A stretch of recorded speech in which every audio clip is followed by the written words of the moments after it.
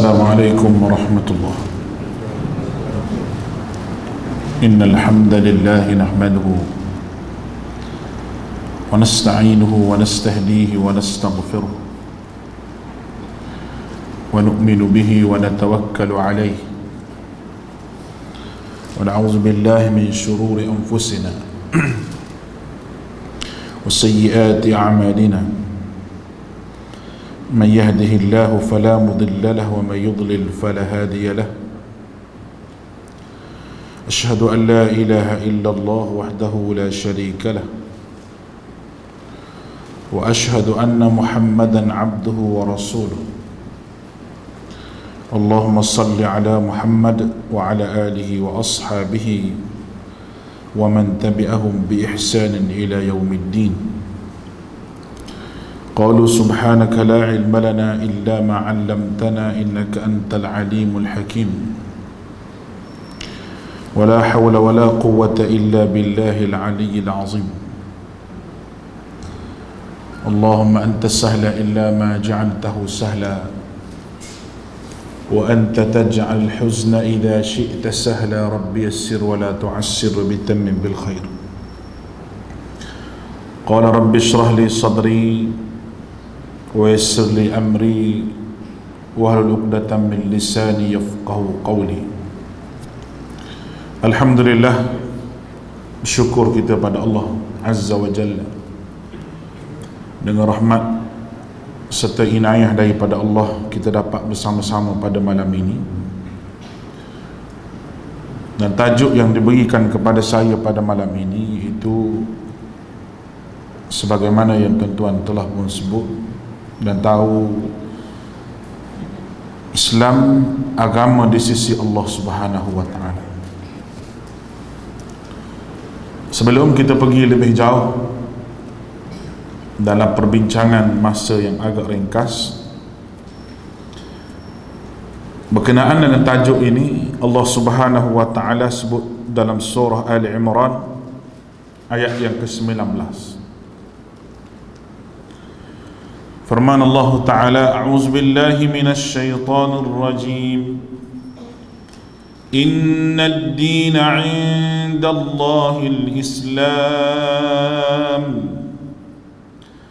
Wa ma ikhtalafal ladzina utul kitaba illa min ba'di ma ja'atuhumul 'ilmu baghyan bainahum.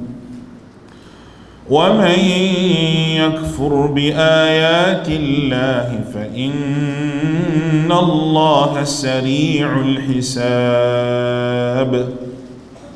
Baik. Selepas daripada Allah Subhanahu wa taala menyebut beberapa perkara sebelum ayat yang ke-19 ini.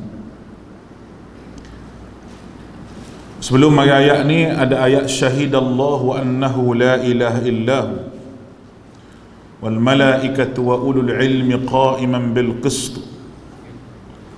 Ayat berkenaan dengan tauhid, penyaksian Allah, Rasul dan juga malaikat, yang mana mereka semua ini makhluk-makhluk Allah Subhanahu wa taala yang dijadikan oleh Allah Subhanahu wa taala. Ya Allah Subhanahu wa taala sebut juga dalam tu wa ulul ilmi qa'iman bil qist, serta orang yang berilmu, ilmu yang asasnya diberi kepada manusia iaitu ilmu tauhid yang diajar kepada nabi-nabi alaihi wassalatu wassalam. Qa'iman bil qist, menegakkan keadilan. Keadilan di sini adalah akidah. Keadilan di sini kata ulama tafsir itu menegakkan tauhid.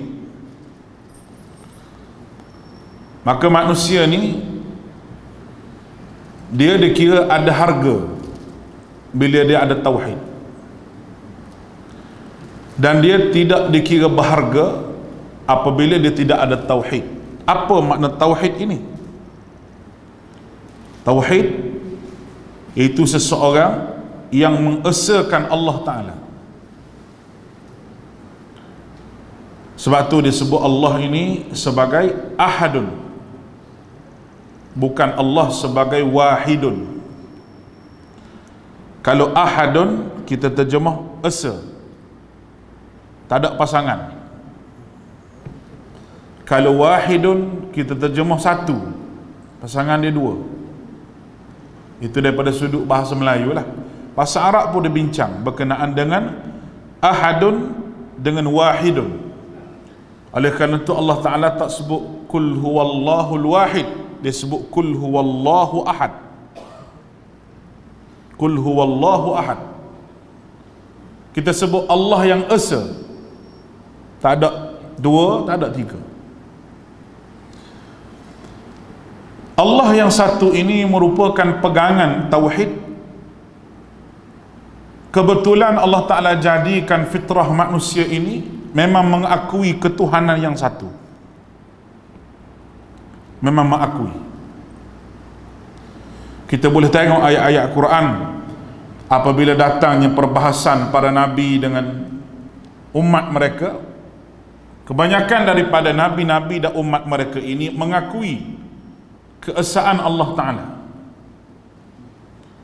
Cuma yang menjadi masalahnya, mereka meletakkan pengurusan tadbir yang hanya kepada Allah, mereka letakkan juga kepada manusia yang ada kuasa bersama tahap dengan Allah Subhanahu wa Ta'ala. Baik, Islam yang menjadi agama pilihan Allah Subhanahu wa Ta'ala, yang Allah Ta'ala pilih. Ayat yang kita bacakan tadi, Allah Ta'ala sebut inna ad-dina indallahi Islam. Inna ad-dina, sesungguhnya ad-din ni kita terjemah di sini dengan makna agama. Dia terdiri daripada akidah pertama, yang kedua cara hidup yang bukan sahaja bab ibadah. Kadang-kadang ad-din dalam Al-Quran disebut sebagai Maliki Yawmiddin, hari agama, ataupun hari kita terjemah dengan hari pembalasan. Ad-din di sini lebih tepat dengan makna way of life, cara hidup kita. Cakap masalah malam ni, cara hidup. Tinggal lagi apa yang kita perlu faham berkenaan dengan cara hidup ini. Saya sebut tadi, kalau kita nak pecah, yang pertama tauhid, yang kedua cara kehidupan kita yang bukan sahaja bab ibadah tetapi bab-bab yang lain. Kerana hidup kita ni dia ada ibadah yang berkaitan dengan hubungan kita dengan Allah. Itu yang pertama.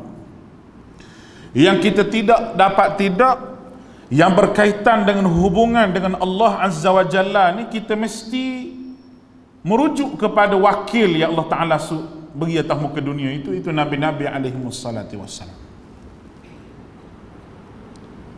Kita panggil ibadah yang berkaitan dengan khusus, ibadah khusus. Semayang kita nak baca zikir apa, nak baca doa apa, nak baca semua ni adalah mesti ajaran daripada Nabi kita Muhammad sallallahu alaihi wasallam. Mesti, benda itu mesti. Yang keduanya kita panggil hubungan muamalah. Kita dengan orang lain yang mesti mengikut garis panduan agama juga. Cara kita berniaga, kita panggil jual beli.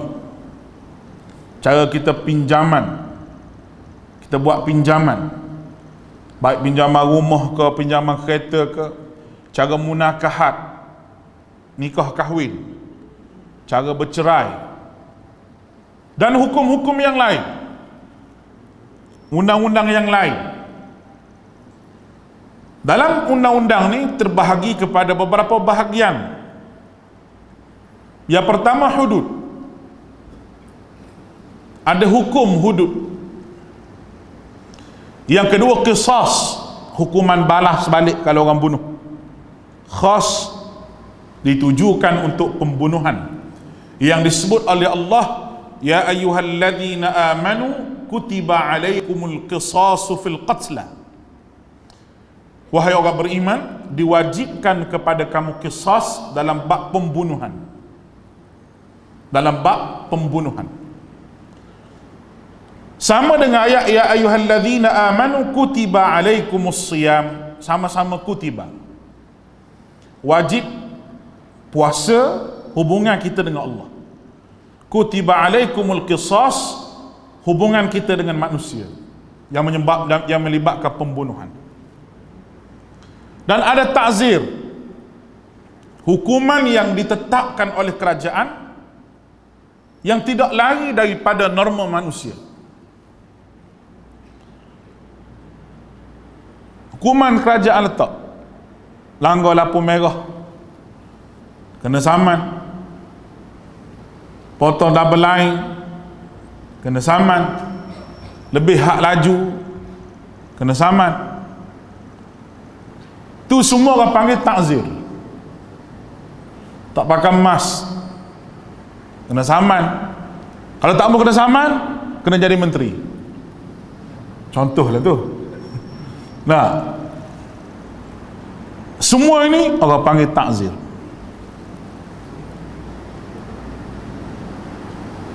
Siapa yang buat ta'zir ni? Kerajaan yang buat. Qisas, Allah yang menetapkan. Hudud, Allah Ta'ala yang menetapkan. Itu orang panggil berkaitan dengan hubungan kita dengan sesama manusia. Baik, apabila Allah Ta'ala sebut Islam sebagai agama yang diradai di sisi Allah Subhanahu wa Ta'ala, apa makna kalimah Islam? Kalimah Islam ai taslim, itu menyerah diri bulat-bulat kepada Allah Ta'ala 100%. Dengan kata yang lain, agama yang dikehendaki oleh Allah Azza wa Jalla adalah agama yang menyerah diri kepada Allah sepenuhnya, merangkumi hubungan dengan Allah ataupun hubungan dengan manusia.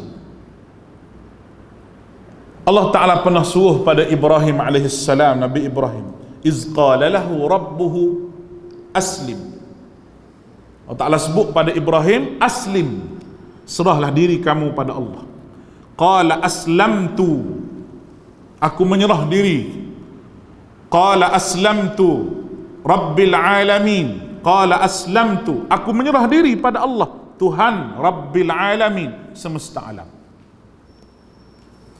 Ditambah dengan ayat lagi, al-yawma akmaltu lakum dinakum wa atmamtu alaikum ni'mati wa raditu lakumul islam madina. Al-yawma akmaltu lakum, hari ini aku sempurnakan agama kamu. Wa atmamtu alaikum, aku persiap kepada kamu. Wa raditu lakumul islam, dan aku redha Islam dinan, balik kepada ni, inna din, iaitu cara hidup. Allahu Akbar. Baik, jadi kita ni kadang-kadang kita tengok kad penalang kita Islam di hotel ke mana ke, minta IC cik, minta IC Islam, tapi nampak gaya tu macam oh lah, dengan rambutnya cukur separuh, tinggal separuh. Mana ni kita kata ni tak? Tiru siapa dia ni? Nak kata Melayu, tak ada Melayu, rambut begitu. Tu laki-laki tak apalah, perempuan teruk juga, rambut dengan kuningnya, dengan kening tak adanya, muka merah, gigi pink, habis nampak IC Islam, nama bin, nama binti, tak ada anak laki, tak ada anak perempuan. Orang panggil ini Islam hak di IC saja, IC saja Islam, tapi menyerah diri kepada Allah Subhanahu wa taala tu tidak ada kepada dia. Baik. Kalau kita pergi atas lagi, bila kita kata Islam merupakan agama yang Allah Ta'ala redha, dan Allah Ta'ala pilih seorang atas muka dunia ni, Nabi-Nabi, kepada kaum-kaum mereka, membawa ajaran yang sama, iaitu Islam. Daripada Nabi zaman dulu siapa ke Nabi zaman ni, siapa ke Nabi zaman Nabi Muhammad SAW, semua itu membawa Islam, membawa manusia supaya menyerah diri kepada Allah, yang kita sebut mengajak manusia menjadi hamba Allah Ta'ala. Dalam dua tadi, hubungan dengan Allah kena ikut Nabi, hubungan dengan manusia pun kena ikut Nabi juga. Oleh kerana itu Nabi kita Muhammad SAW, dia menjaga kedua-duanya. Dia disuruh berdakwah dan dia disuruh bangun tengah malam. Ada ayat ya ayyuhal muzdaththir kum fa'anzir, orang berselimut bangun, beri amaran, berdakwah. Ada ayat ya ayyuhal muzammil, wahai yang berselimut, qumil lailu illa qalila, bangun sembahyang tengah malam. Dua perkara, hubungan dengan Allah, nak dapat kekuatan mesti sembahyang tengah malam, dan kerja dakwah ni nak berhubung sama manusia. Dengan cara bercakapnya, Allah Ta'ala ajar Nabi kita Muhammad SAW cakap berdakwah ni, cara lagu ni orang jawab lagu ni, Muhammad mu kata lagu ni, orang kata lagu ni, mu jawab begini. Macam-macam hujah kalau kita buka Quran ketika Nabi SAW berhadapan dengan musyrikin Mekah, sehinggalah sekali wa inna aw iyyakum la'ala hudan aw fi dhalalin mubin. Ada ayat Quran begitu, wa inna aw iyyakum la'ala hudan aw fi dhalalin mubin. Musyrikin Mekah, mungkin mu betul, mungkin aku salah, mungkin aku salah, mungkin mu betul. Nak tahu siapa salah siapa betul, kita menghadap Tuhan dulu. Habis dah hujah. Dan mu kata mu betul, aku kata aku betul. Sama-sama betul, baik.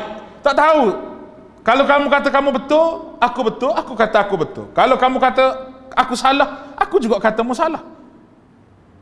Dan nampak tak selesai masalah sangat. Wa inna aw iyyakum la'ala hudan aw fi dhalalin mubin. Nak tahu siapa betul, siapa salah, kita jumpa Tuhan. Sebab kita ni ada akhirat, Nabi kata. Ada akhirat. Bila ada akhirat ni lah Nabi bawa jalan ke akhirat ni.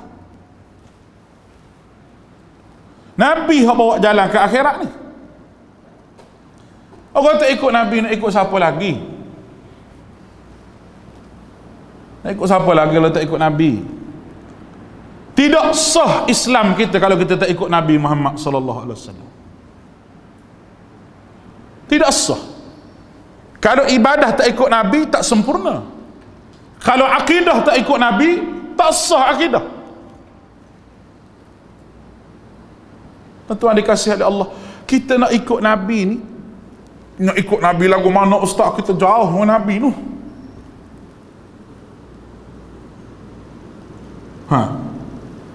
Nak ikut Nabi lagu mana? Lepas tu kita kata ada hadis Nabi, oh mana tahu, takut-takut hadis tu nipu. Ada hak cakap lagu tu. Ada hak cakap hadis ini dibina di atas zon, di atas sangkaan. Kalau hadis dibina di atas sangkaan, ulama hak pecah kepala duk pergi cari perawi-perawi yang dekat dengan sahabat. Kalau dia tabi'in, dia cari yang tabi'in, dia cari hak dekat dengan sahabat. Kalau dia sahabat, dia cari sahabat betul-betul terima daripada mulut Nabi. Kalau dia tabi'in, dia cari sahabat mana hak terima mulut daripada Nabi, dia cari. Sahabat kadang-kadang duduk Syam, duduk Iraq, duduk di mana, mereka mengembara kerana cari ilmu. Sia-sialah. Sebab apa? Mungkin sahabat ni tipu, mungkin perawi ni tipu. Bukan perawi, sahabat ni tipu, tu penipu besar sekali. Hak cakap gini ni penipu paling besar sekali. Bila ada orang kata begini, kita nak cek sumber dulu, daripada mana dia kata begini. Dulu kan ada seorang pemimpin kata Nabi ni pelarian. Kita cek juga sumber mana dia kata pelarian. Oh, rupanya dia baca, dia ambil sumber ni daripada sirah Nabi yang ditulis oleh orientalis. Orientalis yang tulis. Orang sini faham tak orientalis ni apa benda? Dah. Puak-puak kafir, puak-puak barat yang ditulis sirah Nabi, ikut suka hati dia. Dia buang Nabi ni sebagai seorang Nabi. Dia angkat Nabi ni sebagai seorang pemimpin yang berjaya. Tapi sebagai seorang Nabi tu dia buang. Dia buang segala mukjizat Nabi. Rupanya dia ambil sini. Bila keluar ilmu hadis ini dibina di atas zon, sumber yang ambil di mana? Kita buka cari lah. Takut-takut jumpa. Rupa-rupanya diambil di kalangan ulama-ulama Syiah. Syiah ni yang dia tak terima Quran yang kita baca ni sebab zon yang tidak baik kepada para sahabat. Dengan mereka mengatakan bahawa Quran telah pun diubah kembali oleh para sahabat selepas kewafatan Nabi SAW kerana para sahabat ramai yang murtad. Ramai yang murtad. Itu ucapan dia. Jadi sahabat ni murtad ramai. Oleh kerana sahabat ni murtad ramai, jadi Quran ni kita nak terima tak mau terima jadi masalah.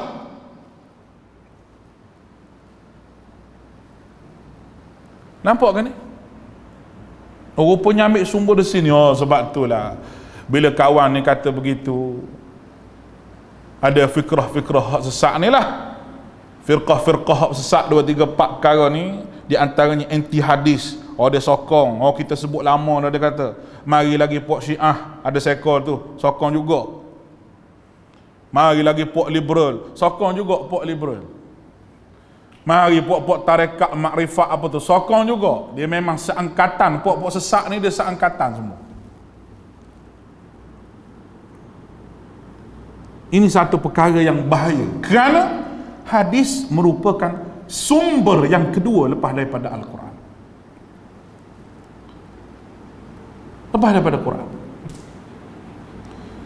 Kalau kita tengok, dia nak ulah hadis, dia nak ulah satu hadis, satu masalah, hadis tu ahad ke apa ke, tu nombor 2. Dia kena sebutlah ada hadis yang kita ada sangkaan terhadap hadis, bukan terhadap hadis tu, terhadap perawi tu kadang-kadang yang bawa hadis tu menjadi pertikaian di kalangan ulama. Contoh saya lah bawa hadis ni, ada orang komplain saya ni begini. Siapa yang komplain? Orang-orang yang sama-sama ahli hadis juga. Kalau ramai sangat komplain, nah dia ambil kira lagu ni. Kalau sikit saja komplain, mungkin hadis ni boleh terima. Sebab apa? Sebab perawi tu sikit jawab komplain dia, ramai hak terima dia. Tapi kalau hadis sahih, hadis mutawatir, ada orang boleh tolak hadis mutawatir. Apa makna mutawatir? Nabi, sahabat ni sebut begitu, sahabat ni sebut begini, 2, 3, 4 orang sahabat dengan lafaz yang sama, dan mungkin ada lain sikit, mereka bersepakat ambil daripada Nabi SAW. Itu tidak bohong. Hadis mutawatir itu sahih. Nampak kan ni? Orang yang kata ni juga bawa mari artifak janggut Nabi, serban Nabi, semua ni.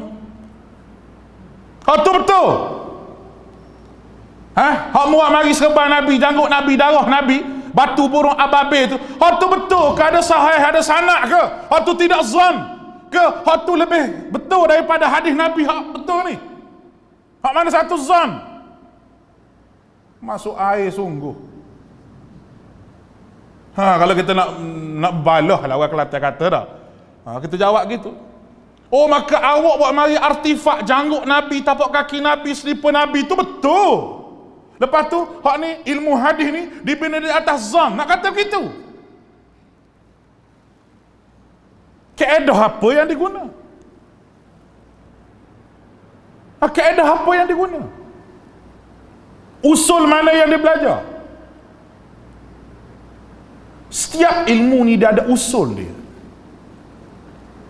Para ulama kita buat kaedah usul ni semata-mata untuk memudahkan kita memahami ilmu tersebut.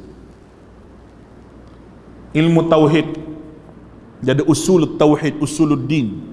Kena tahu yang mana furu', kena tahu yang mana cabang, yang mana pokok. Itu dalam masalah tauhid.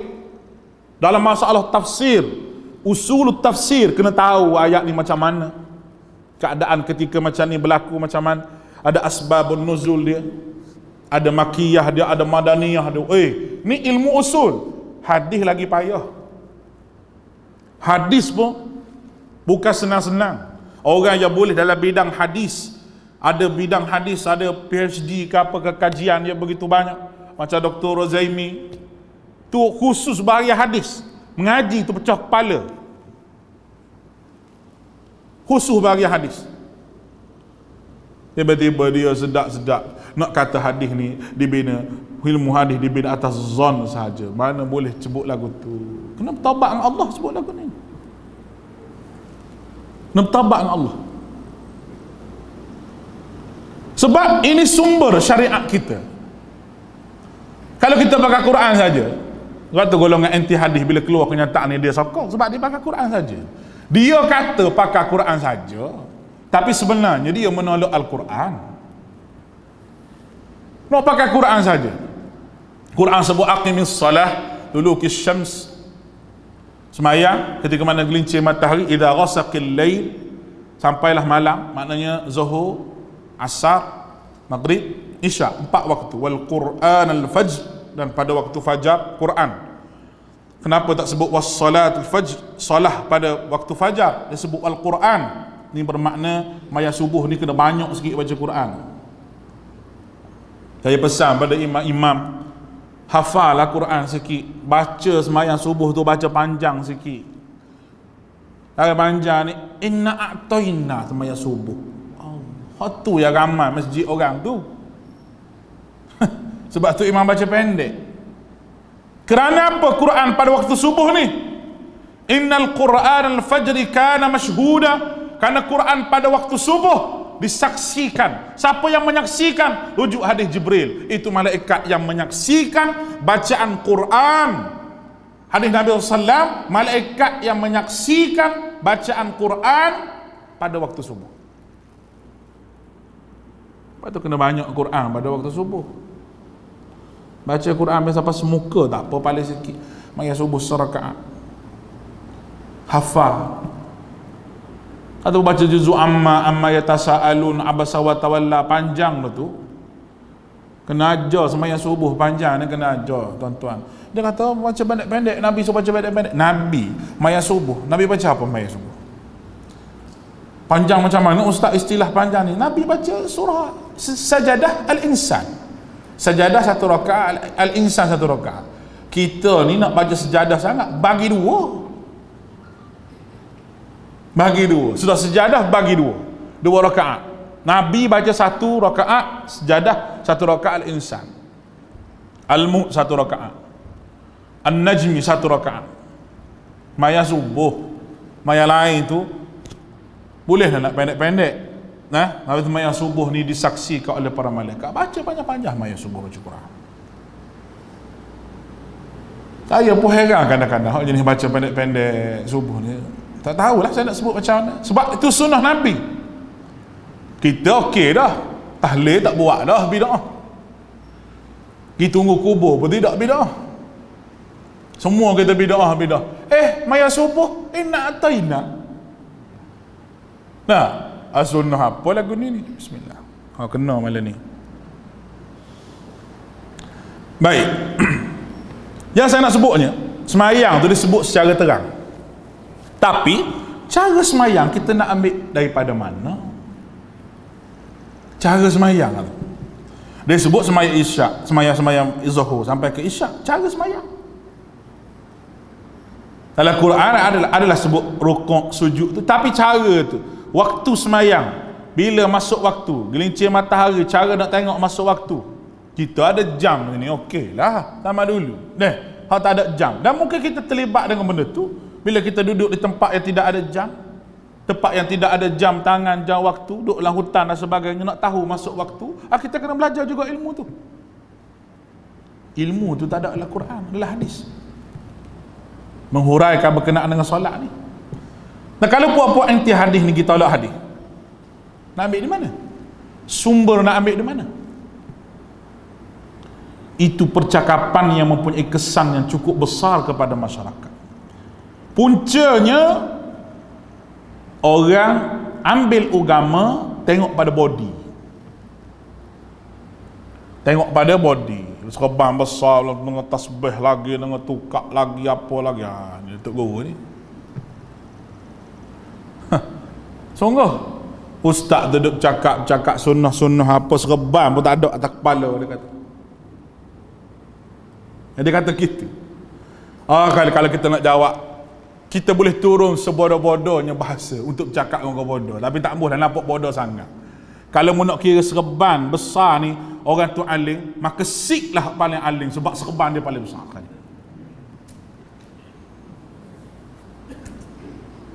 Tu. Apakah senyap lah tu, kita lipat terus lah tu. Kalau nak kira serban paling besar sekali. Dia tengok serban Sikh tu. Jangan main-main. Makin besar, makin hebat ketuhanan dia. Saya bukan nak hina serban tu. Nabi juga pakai serban. Tapi nak kata serban saya pakai ni macam Nabi pakai, tak boleh. Kena ekor dua. Sini satu, atas ni kecil satu. Ni Nabi pakai. Sebab apa? Saya ada sanak serban yang saya ada, dia kata. Sanak kok mana? Dia kena faham istilah sunnah jibliyah. Sunnah yang orang pakai serban, ikut niat Nabi pakai serban, okey, dapat pahala. Tapi nak kata Nabi lilik begini, mesti 7 lapis, mesti tak boleh nak kata begitu. Sebab nas tidak ada. Yang adanya, hal tu pun lemah, habis bolehlah pakai. Bolehlah kita nak pakai. Nabi ikat kepala dia. Ikat lagu mana tak tahu, ikat. Dan riwayat sahih lagi, Nabi selalu menutup kepalanya. Nabi selalu menutup kepala macam orang Saudi pakai tu, kita kata. Nabi tutup kepala dia. Gitu pun sunnah Nabi juga. Kalau kita nak ikut sunnah daripada sudut pakaian. Usul sunnah pada pakaian ini itu tutup aurat. Hak tu paling besar sekali. Tak pakai cara Cina boleh. Tak pakai cara macam mana pun, gaylah pakailah cara Melayu ke cara India ke cara apa, janji tak pelik pada orang. Pakaian yang pelik pada orang ni Nabi marah. Contohnya, orang buat poket 2 paling kurang, dia 6 poket, 1, 2, 4, 5, 8 atas belakang ni 2. Dah, orang tengok apa pelik, banyak poket dia nak isi duit banyak ni dia ni. Poket banyak, orang bagi pelik pada orang. Kalau nak design jubah jenis Saudi, kalau Saudi dia ada pesok kat tepi ni. Hak saya pakai ni jenis Kuwait dia panggil. Ni jenis tak ada pesok tepi ni, dia panggil Kuwaiti. Dia panggil Kuwaiti. Hak jenis Qatari pula, jenis hak tak ada tekak gitu, jenis Kuwait tu ada sini ni, ada lipat gitu. Tu jenis Kuwait, jenis jubah-jubah Arab. Lepas tu sini lengan dia ni besar sini. Sebab apa? Sebab Kuwaiti.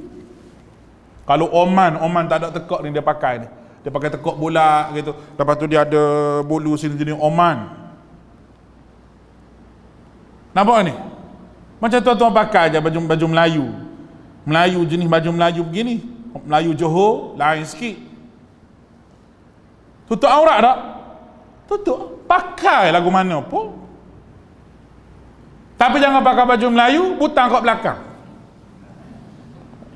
Tu lebih ketum dia bagi. Tu tak boleh. Sebab apa? Pelik daripada orang.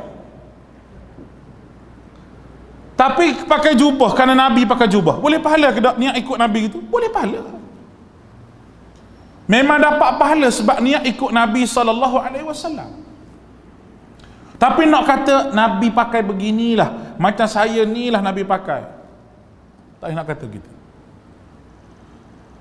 Oleh kerana itu, kalau kita faham ayat inna ad-dina indallahil Islam, baik. Ayat lepas pada tu, wa makhtalafal ladzina utul kitab, dan tidak berselisih orang Yahudi Nasara yang diberikan kitab itu illa min ba'di ma ja'ahumul ilm, melainkan setelah sampai kepada mereka pengetahuan. Allah, pelik sungguh ayat ni. Sepatutnya kita berkelahi sebelum kita tahu. Ni ayat ni puak-puak ahli kitab, dia pergi berkelahi selepas daripada dia tahu kebenaran. Rupa-rupanya memang begitulah perangai manusia.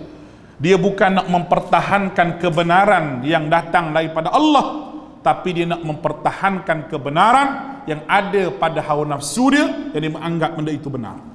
Dia bukan nak mempertahankan sunnah Nabi, tapi nak mempertahankan perkataan tok guru dia lebih daripada sunnah Nabi SAW. Ini adalah perangai ahlu kitab sejak daripada zaman dulu lagi. Jadi punca orang duk berkelahi itu bukan kerana tak tahu. Kalau sama tak tahu, tak berkelahi.